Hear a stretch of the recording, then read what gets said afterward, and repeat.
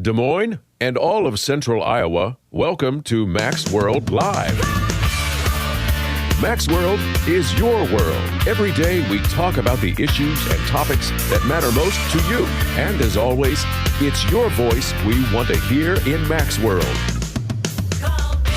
So join the conversation by calling 515-244-0077. And now, here's the host of Max World Live, J. Michael McCoy. 7 minutes after 4 o'clock on this beautiful, beautiful Super Tuesday. 17 states, is that what we said, Bob, or is it 11? 11. 11 states are vying for the largest turnout, largest delegate grab, everything, and we'll tell you tomorrow. Well, you'll know by 8:30 or 9 o'clock tonight who wins. A lot of different states are being looked at. But we're not going to talk politics anymore. We're kind of reversing today. We're going to go back and talk about our news item. Now, Chris, do you remember the other day? I don't remember if you were in Nashville when we talked about this or not. The state and the city. So the state of Iowa and the city of Des Moines have two different standards for daycare rules. Were you here when we talked about that? Yeah, I sure was. All right.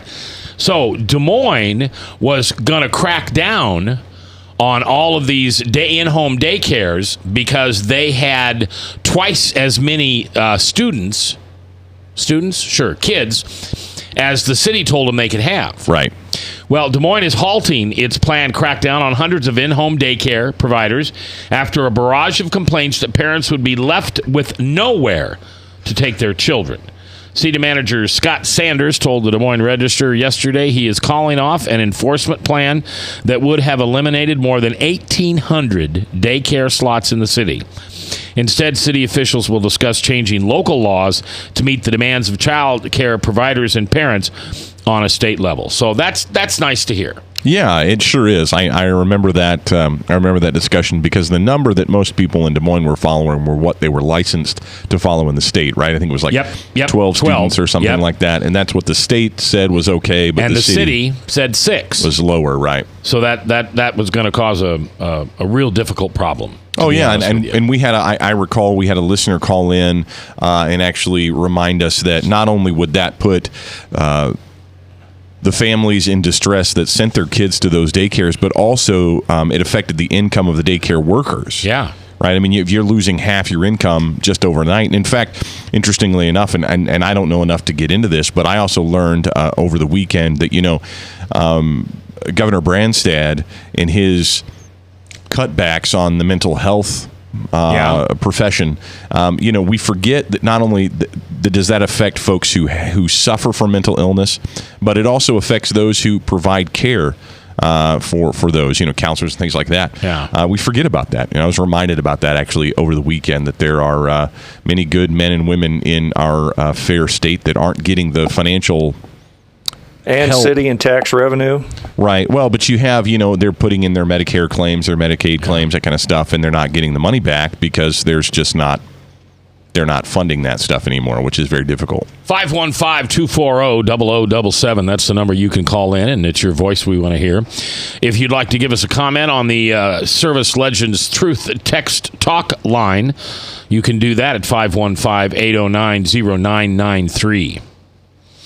I'm gonna step out in front of the ball here for a second, which means I'm probably going to get slugged a few times because I'm going to say something that probably isn't very popular.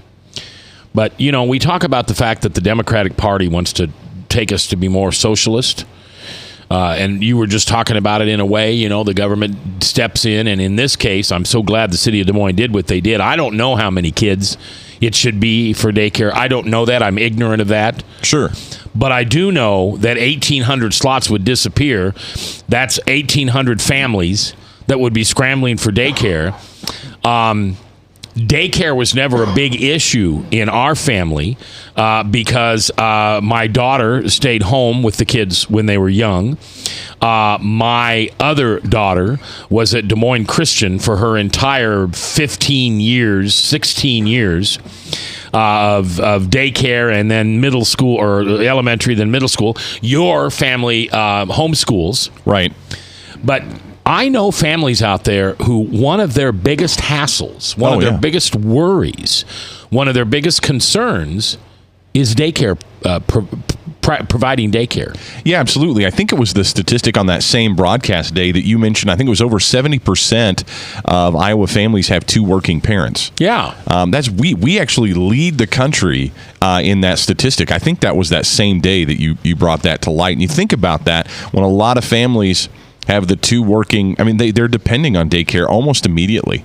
Because you mentioned Des Moines Christian or a private school or even public school. I mean, the kids don't do that until they're 5 or 6.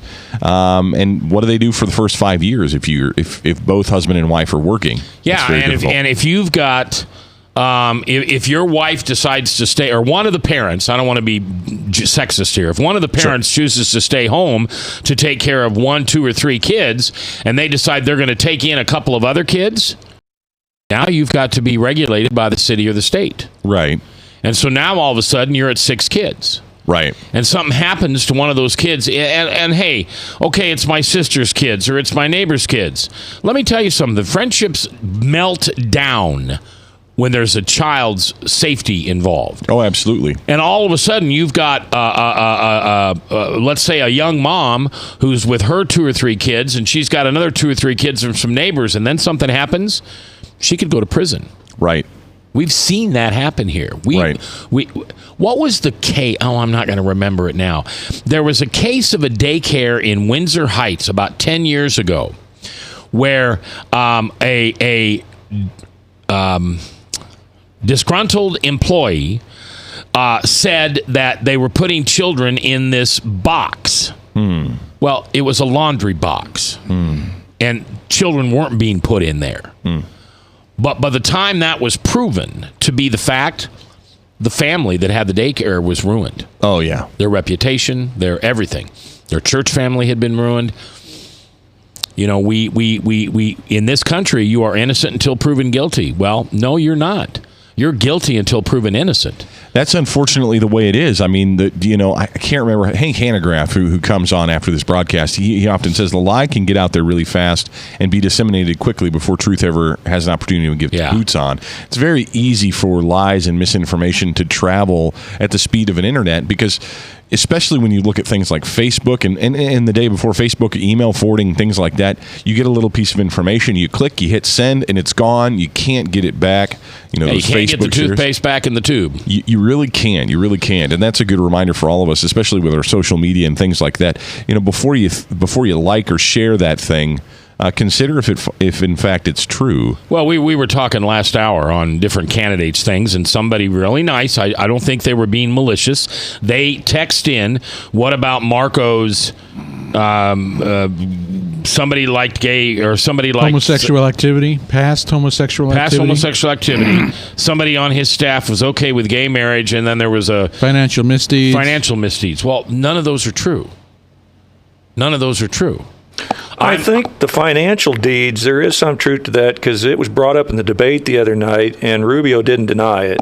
Well, but it wasn't a scandal. No. He put some expenses on a credit card that he then turned around and paid for. Yes, and then there was also something where he bought a house and then sold it to a one of these people that funds the campaigns for about twice what it was worth, and he acknowledged that also. Yeah, so he got a good deal. But right now there's something that I'm not even going to talk about that's all over Facebook. It's been there for about half a day. That's running Hillary Clinton into the ground, and I know it's not true. You look a couple layers deep. You know, we cannot trust Snopes. We cannot trust Google. Now, wait. Snopes is supposed to be the one, supposedly, that keeps the truth out there. No, it's not. That's they got you fooled, low information Well, that's voter. the leftists go-to. Every time there's something about a Democrat, Snopes shoots it down. Nope, that's not the case. So getting back to what I was trying to say. If you look at this country, let's say you look at this country from 100 miles up. Not 100 miles, 100 years up. So let's go back to 1916 to 2016. We are such a socialist nation. And daycare providers. There's an example of it. The government is getting in, telling you how many kids you can have in your home, how we're going to regulate it, how you have to be licensed. Government, government, government, government. Think about the welfare plans, the Social Security plans, Obamacare, and I don't need to call it Obamacare. It can be the Affordable Care Act, whatever it is. Little by little, we are all being snookered into the fact that our government is running most of our lives. Another example, Apple doesn't want to be forced to open up that phone to turn over that terrorist information. Dollars to Donuts says Apple's playing possum. And they want the government to come in and say, sorry, you have to do it. So now Apple can open up phones and get all the information they want under any circumstance. And now we've got, again, government overreach.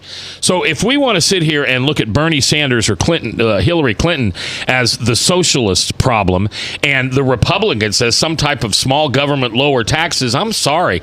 That went away. That went away in the 40s. That's been gone so long. When we instituted Social Security in this country, we kissed that goodbye. And maybe only old white guys like me know that. I don't know. But if you go back to 1916 and see what the government had control over, they didn't have control over much.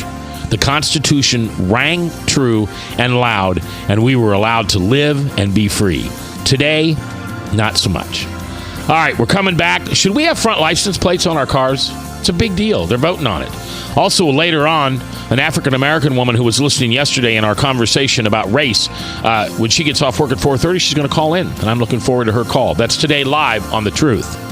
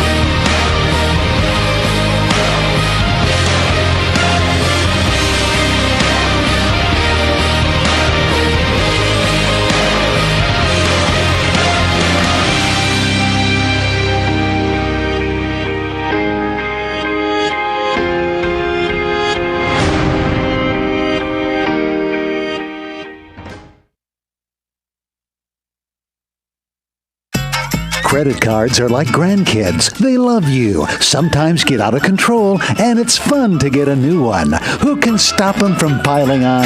Hi, I'm Tom Coates with Consumer Credit of Des Moines. At the end of the day, you can return the grandkids, but you're stuck paying off bad credit card debt. We'll help you put the fun back into using credit cards responsibly. Right, kids? Yeah! If you need help getting credit cards off your back, call Consumer Credit of Des Moines. Hi. My name is David Burrier, your Hope Coach. I host a live weekly talk show called I've Been There every Thursday afternoon at 5:30, right here on webcast1live.com, and on my weekly radio program Saturday mornings at 10 on Truth Network 99.3 FM. I interview common everyday people who have survived incredible life challenges and who testify to God's faithfulness in the midst of their storms. So join me as we bring a message of hope and encouragement. Everybody needs hope. I know, because I've been there. Hey everybody, I brought Northern Lights Pizza! And it's got Graziano sausage!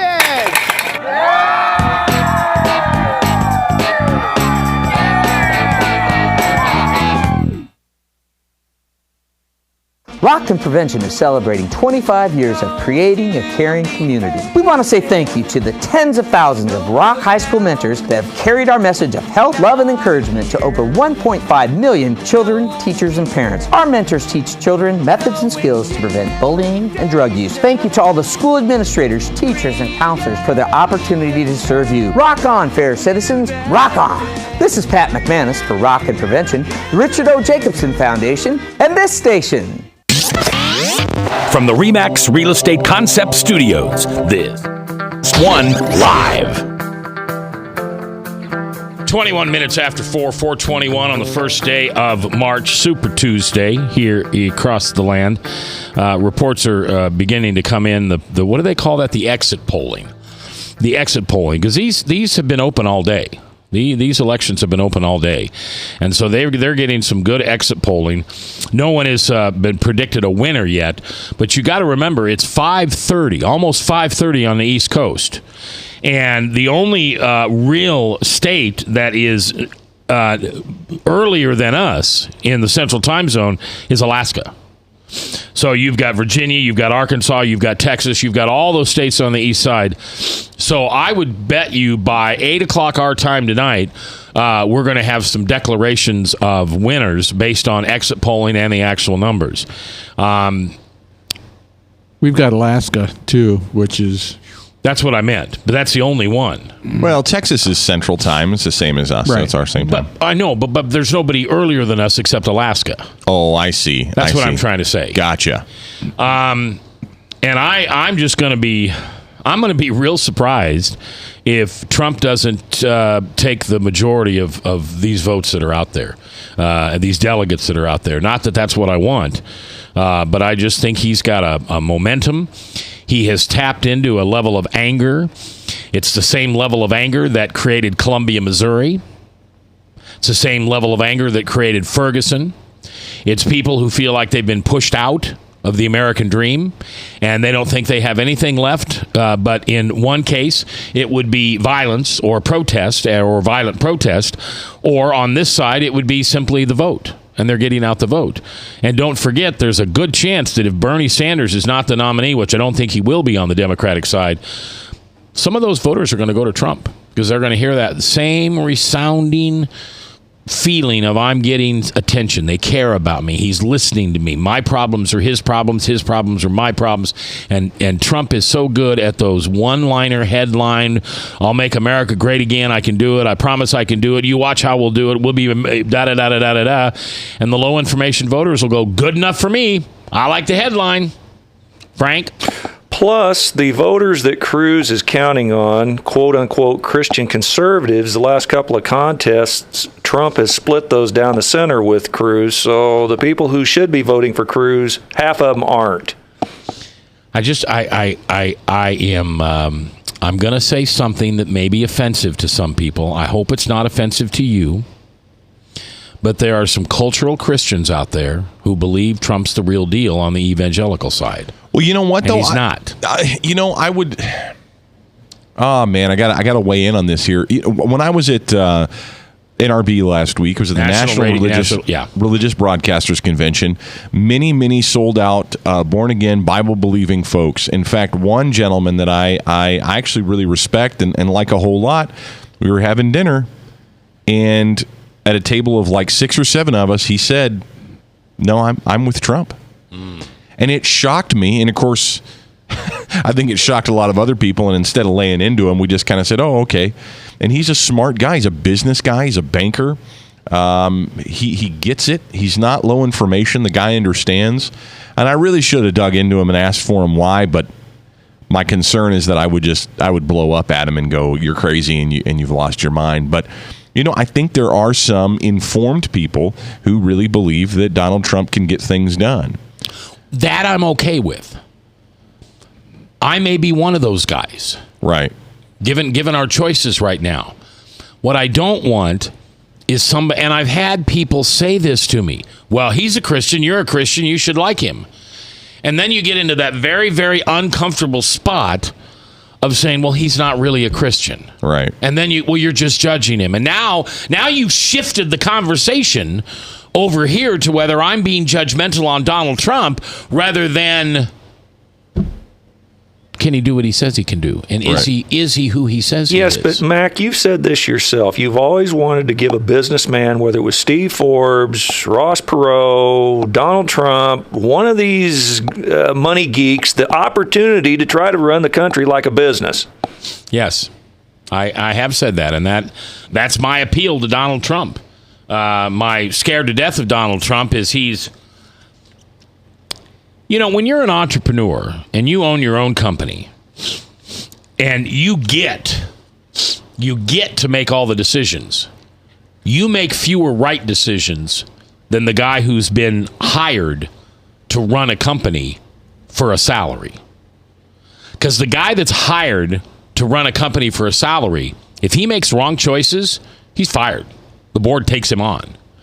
Where if you were like me, and I own my own companies, and I didn't answer to a board, and I made wrong decisions, well, they were just wrong decisions.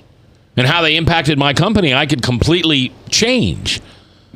You know, if it was a financial loss, well, then I put more money in, or I had to borrow more money, or whatever I did. But I didn't have a board who said to me, "You're out of a job. You made a bad choice." That's my fear with Donald Trump. Right. No one's going to say you're fired to Donald Trump. No one can fire Donald Trump. That's just the way I think he sees the world. Yeah. And the biggest misnomer, thank you, to me is the fact when he said he never asked God for forgiveness.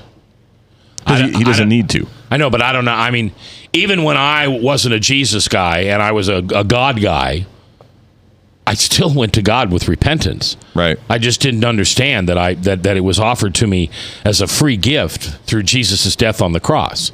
I still think, there were still some works with my faith that I had to do this and had to do that. All right. 515-240-0077 is the call-in line. And, of course, the Truth Text Service Legends Truth Text talk line is 515-809-0993. Whitney is on the phone. Whitney, you're live in Max World. How you doing today? I'm doing well. How are you? Good. Are you the young lady that texted us yesterday and you were going to call in? I am. All right, good. Thank you very much for doing that. Now, you and I know each other, right? Kind of. You were in my roundabout way. You were in my studios once. No. No? No. Okay, well, you don't have to expose how we knew each other. You're not the person I was thinking of then. Okay. But if you want to say how we know each other, I would like that. That's okay, but you don't have to. Well, I only know you through Facebook. When I started listening to the show, I went on to Facebook, and I also downloaded the Truth Network app. Okay, good. All right, so let's make sure we're on the same page here. Yesterday, my conversation was about the Des Moines Registered expanded article and investigating that they went to these students at UNI that had said that they were black students, they were African American, and that they had been mistreated. In one case, the young lady was told that her dance routine, she could tell she was black. That's a white girl told her that. And the other one was when she was looking for a new roommate, the girl says, "I don't really like black people." And so then we got into a conversation on the percentage of African Americans in Iowa that are African American and minority, and are we doing enough to be welcoming, arms open, Jesus kind of love to African Americans? Is that kind of where we're at? Yes, that's where you are. Okay. So what you say? Well, I have to say, when I first moved to Iowa, I actually checked the demographics before I moved here, and it really doesn't seem that different from where I came from. I lived in Connecticut, and before that I lived in Pennsylvania. So I didn't really live with a whole lot of people of my color. So I'm completely used to Iowa. Yeah, so say that again. I'm having a hard time understanding you. I don't know if it's our connection, or maybe talk a little slower for me. Maybe turn it up a little, Frank. Sorry. I was saying that before I moved to Iowa, I checked the demographics. And I am originally from Pennsylvania, and when I moved to Iowa, I was living in Connecticut. So I'm used to not being the majority. I'm used to being the minority. So it really is no different to me. But I can understand what the Register is saying. They're trying to explain that not everybody feels 100% welcome in Iowa, because not everybody looks the same way that most Iowans do. I think Iowa is terribly welcoming. I have never felt more comfortable than living in my neighborhood in Altoona, Iowa.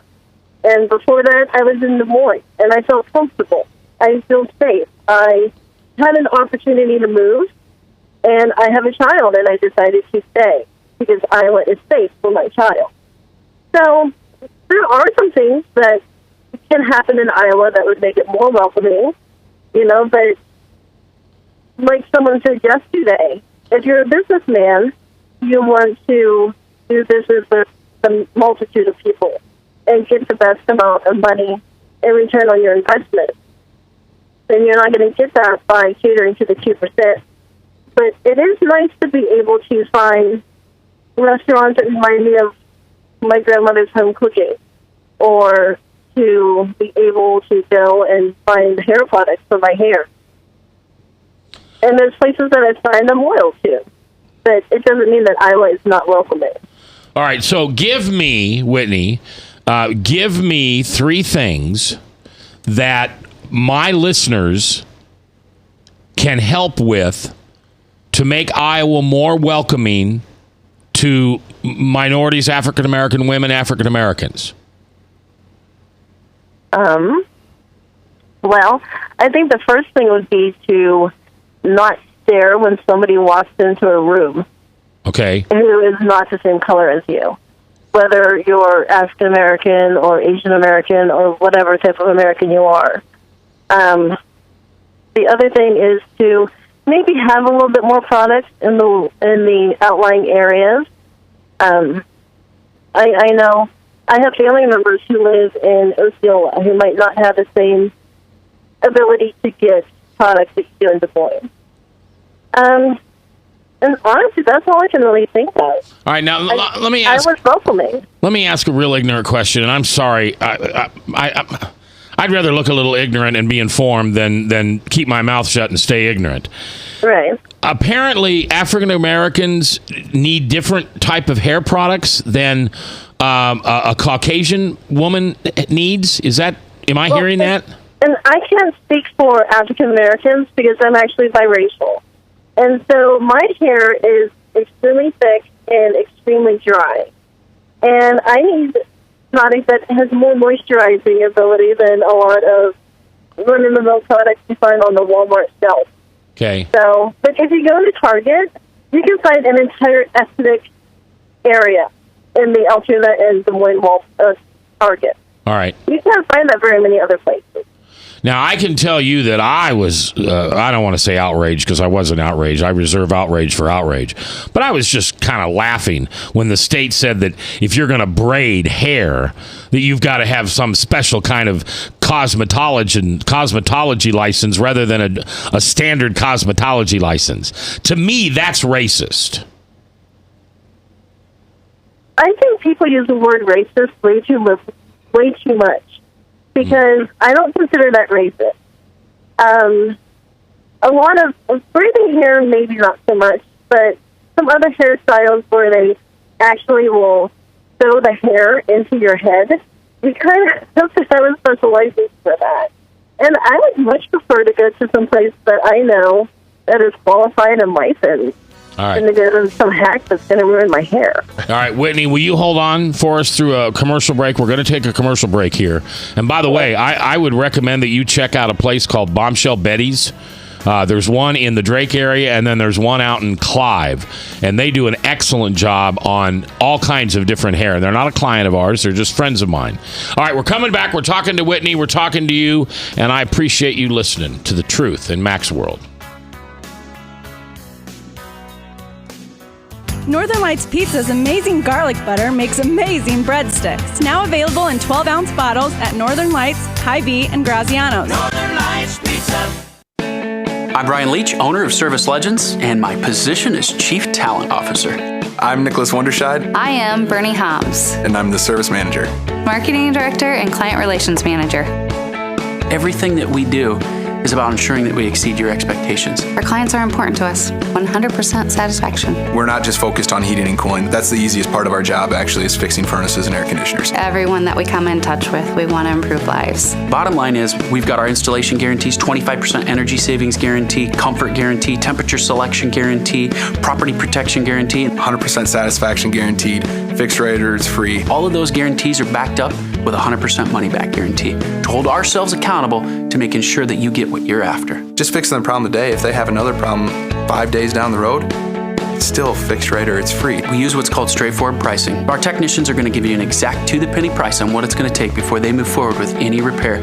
That way you know what to expect. It's the same price every day. No surprises. If you get off work at 5 o'clock in the afternoon, you come home, you realize that, oh, my furnace is broken. Now you need to call somebody out that night. You shouldn't have to pay more for that. We're guaranteeing service 24/7. We run afternoons, evenings, nights, weekends. We're staffed to work that. Phone rings at 3 in the morning. You'll get one of our representatives answering the phone every time. We're not sending you out to Timbuktu in some call center. It's our Service Legend team members, our mission control team. I'll take a call anytime. And then they answer the phones the same way during the day as they do at night. It's a great day at your service company. How can we make you smile? That's the only way to provide true 24-hour service. When you're able to let somebody actually live in their home safely when they weren't able to do that before, where they don't have to stay up at night and worry about, is the heat going to come back on? Are we going to freeze the pipes? Is the baby in the room next door going to be sick because they got too cold?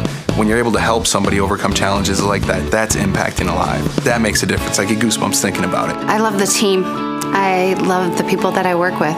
We have fun, but we work hard. I call them my ambassadors of legendary service. If you could just envision what that is, that's who we're sending to your home. They literally will call in, pick up the phone and call and say, hey, I want to talk to your manager. And I get on the phone, they're like, that technician that was at my house was the greatest technician ever. That's cool to me. We want to brighten people's days. Every person that we have going into the house has gone through an extensive background check. Drug testing, we have a very thorough interview process that 1 out of 140 people make it through. If we promise you something, that's what you're going to get, no matter what. We're here when you need us to protect the safety and comfort of your family. If you're not happy, we're going to make it right. If we're willing to put 100% money-back guarantee on what we do, what type of work do you think we do? Give us a call. We're there for you 24/7, 365 days a year. Enough said.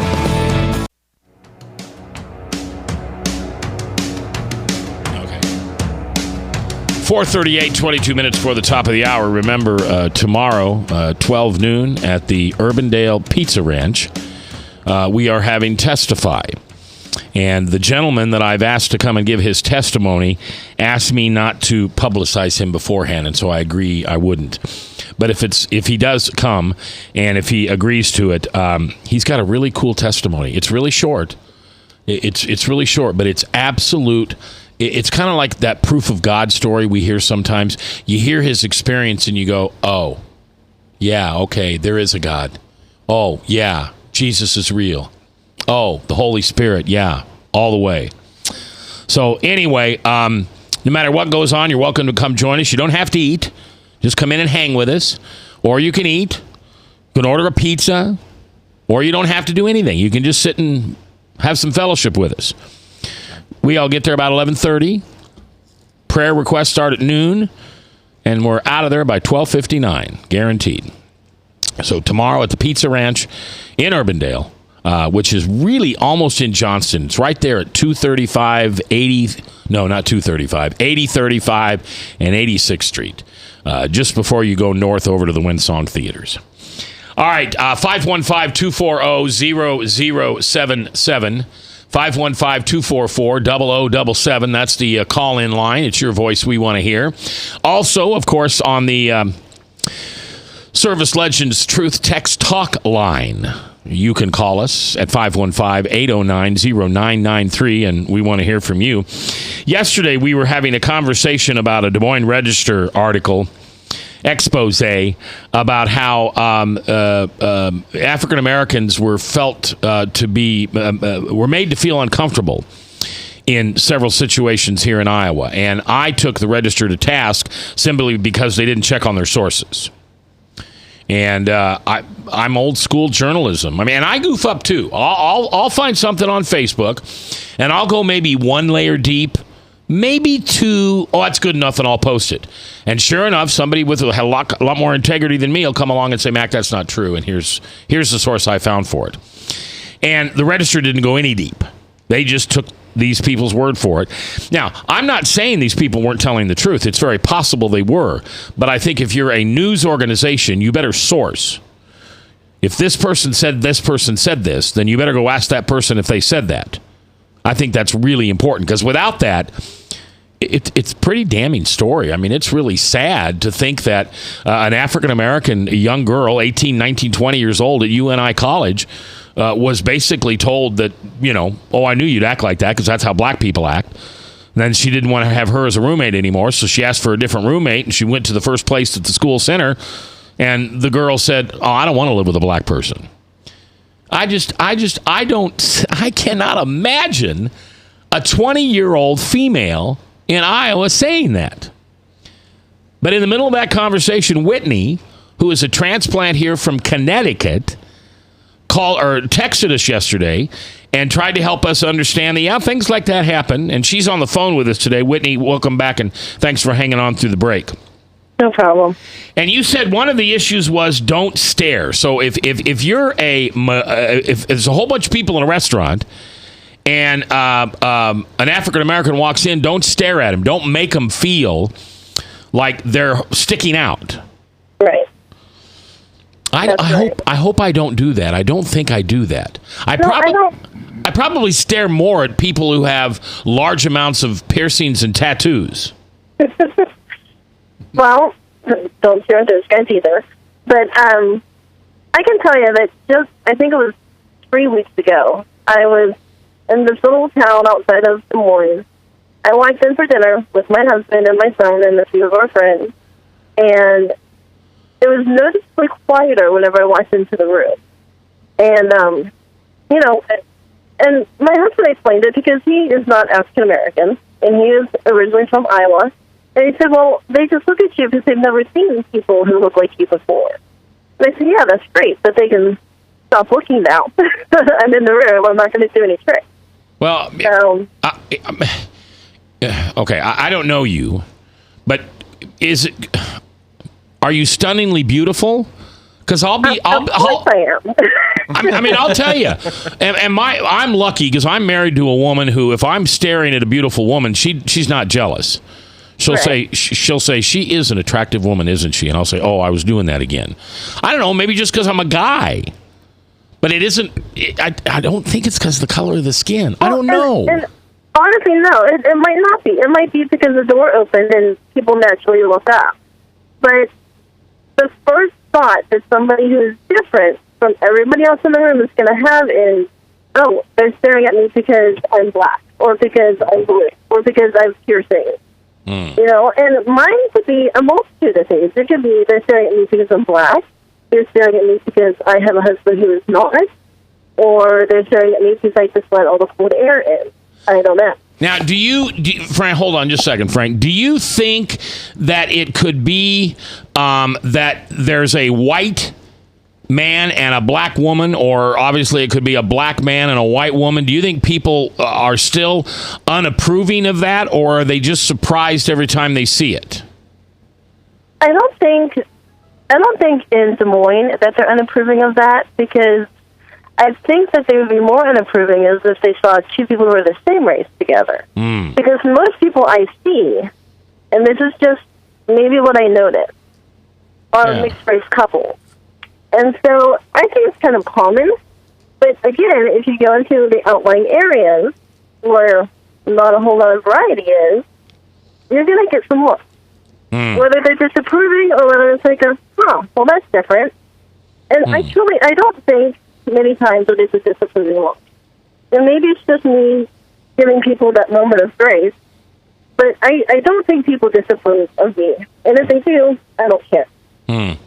All right. And I'm not going to stand up and hold up a sign and cause a riot or anything like that. It is what it is. We move on. Yeah. Whitney, this is Frank, the Verse. Let me ask a question. I don't mean to be offensive, but... well, Frank, then don't be offensive. Well, I'm not. I'm going to ask this question. Do you think you might be offensive? No, I think this is in a nice manner. When you say you're biracial, do you look more on the white side or the black side? And do you think that's why, if you're a darker pigment, do you think that's why you're getting the looks of being with a white guy, I guess is the polite, nice way to ask the question. Okay. So I have a really good cam, and my husband can burn in the moonlight.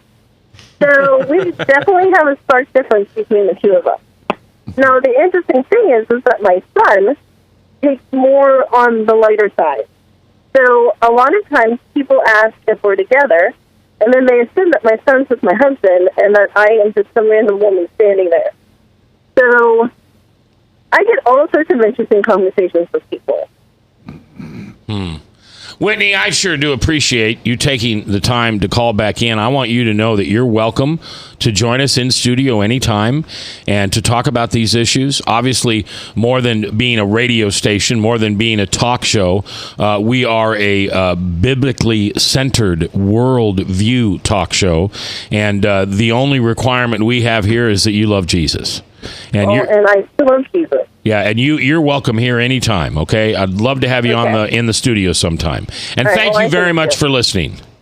Have a good day. Hey, yeah, you too, Whitney. Bye-bye. Boy, I like people like Whitney. I just that's why I do what I do. It's when people don't agree and they are kind enough to not be offended and to simply bring their points out. That's why I love talk radio. I've been doing it for 42 years, and I hope I can do it for another 42. All right, we're going to take our last break. Remember that we've got Hank, the Bible Answer Man, from 5 to 6, and that's 1-888-ASK-HANK if you'd like to try to get on his show. It's it's more nationwide. It's worldwide, internet, radio, all over the place. It's live, and you can certainly ask him any biblical question that you'd like.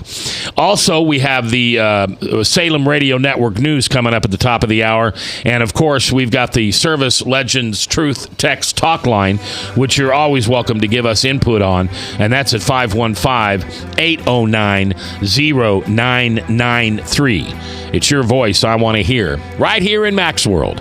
I'm J. Michael McCoy. If I haven't told you lately, thanks for listening. Love this job. Couldn't do it without you.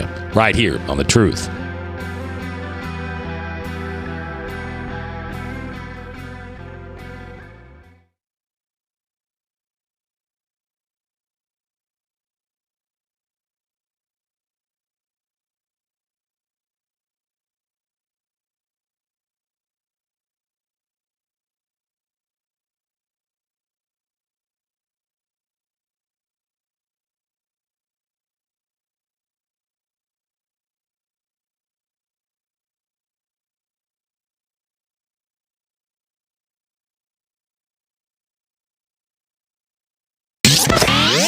From the RE/MAX Real Estate Concept Studios, this is Webcast One Live. Credit cards are like grandkids. They love you, sometimes get out of control, and it's fun to get a new one. Who can stop them from piling on? Hi, I'm Tom Coates with Consumer Credit of Des Moines. At the end of the day, you can return the grandkids, but you're stuck paying off bad credit card debt. We'll help you put the fun back into using credit cards responsibly. Right, kids? Yeah! If you need help getting credit cards off your back, call Consumer Credit of Des Moines. Rockton Prevention is celebrating 25 years of creating a caring community. We want to say thank you to the tens of thousands of Rock High School mentors that have carried our message of health, love, and encouragement to over 1.5 million children, teachers, and parents. Our mentors teach children methods and skills to prevent bullying and drug use. Thank you to all the school administrators, teachers, and counselors for their opportunity to serve you. Rock on, fair citizens. Rock on. This is Pat McManus for Rockton Prevention, the Richard O. Jacobson Foundation, and this station. Northern Lights Pizza, your home of the tasty crust. Our garlic butter sauce now available in 12-ounce bottles at Northern Lights, Hy-Vee, and Graziano's. Northern Lights Pizza. Hi, my name is your Hope Coach. I host a live weekly. I've been there every Thursday afternoon.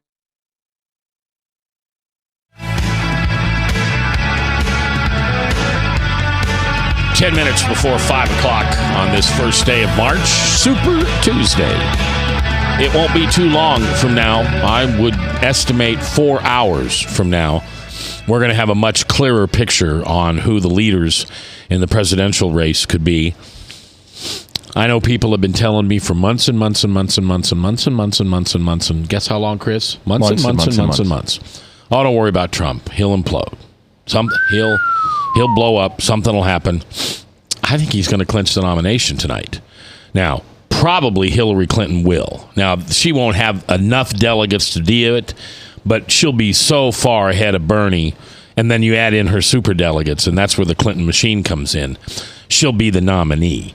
On the Republican side, there's a lot of people. We've got 5 people now, and a lot of people say it ought to be 2 when we get done here. It ought to be, whoever the leader is and Trump, whoever the leader is in Cruz and whoever the leader is in Rubio. Maybe Ben Carson can do some amazing things and put his name back on the positive side. And Kasich, is Kasich still in? Yeah. He is, yeah, he sure is. He said that he was going to stay in through Ohio.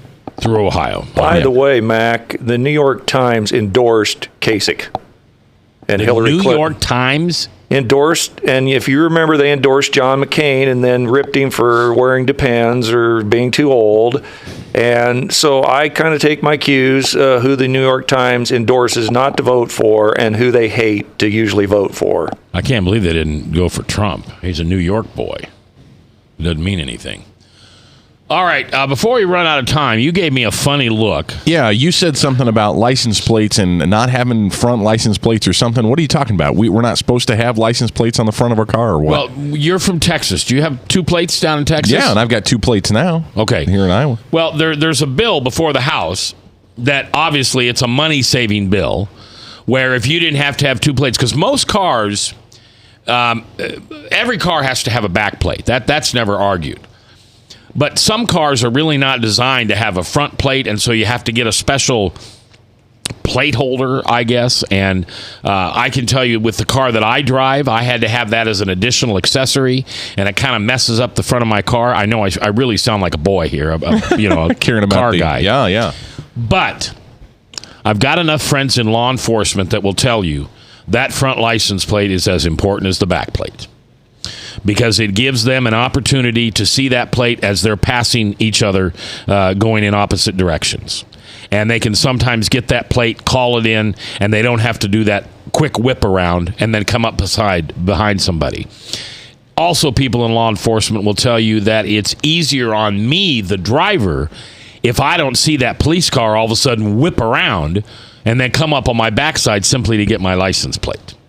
So That's kind of the argument. We've got, and it's really not a safety issue. And I would hope someone in police enforcement would never say it's a safety issue.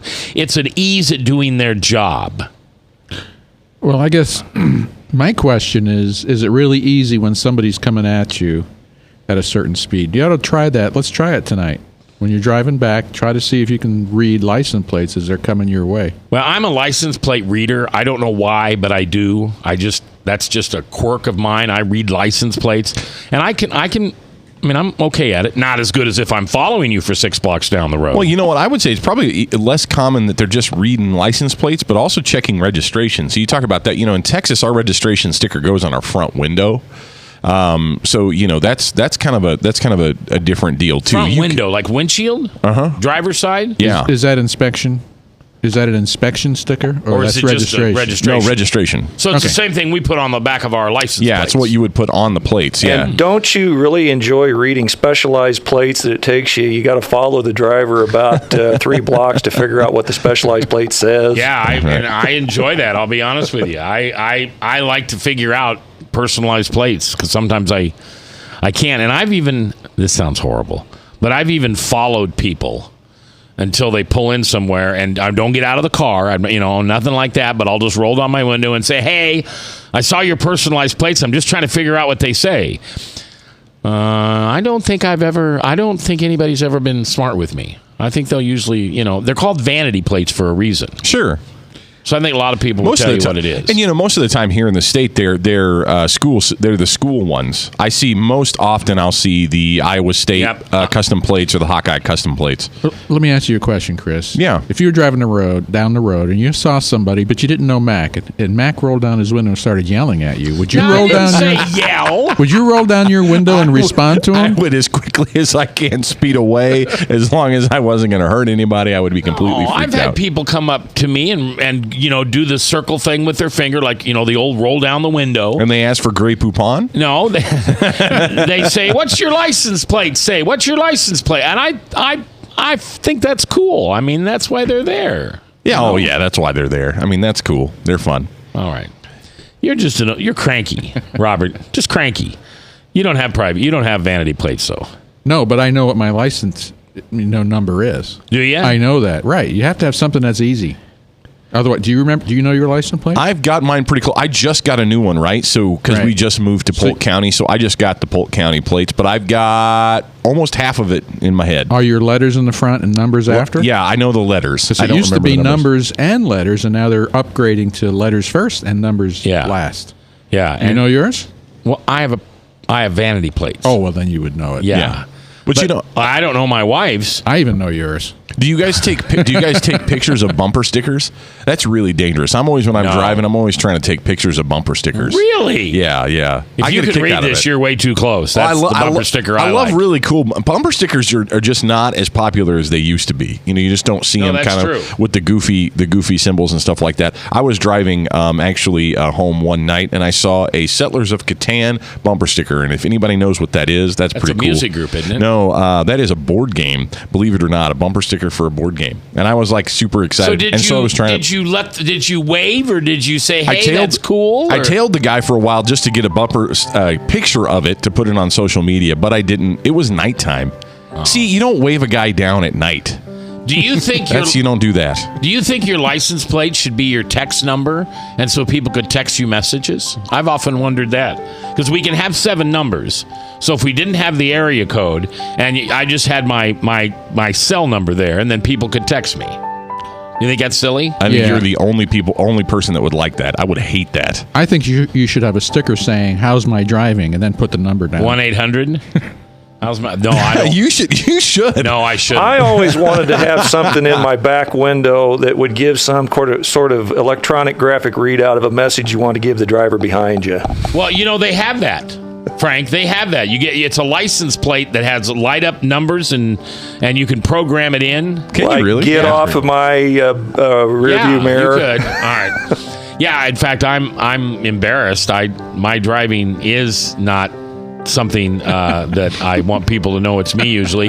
So I don't even have a Christian fish because I don't want them. I'm Christian. I'm driving like that. He's not a Christian. All right. Anyway, we'll see you tomorrow. As always, I ask you to think of that person you've been carrying a resentment against for so long. Don't you realize you're poisoning yourself? You're not doing anything to the other person. They don't even care. So get together with God and do what he asks you to do. Forgive that person. Because remember, as you forgive, that's how you're forgiven by God. I'll see you at Hope.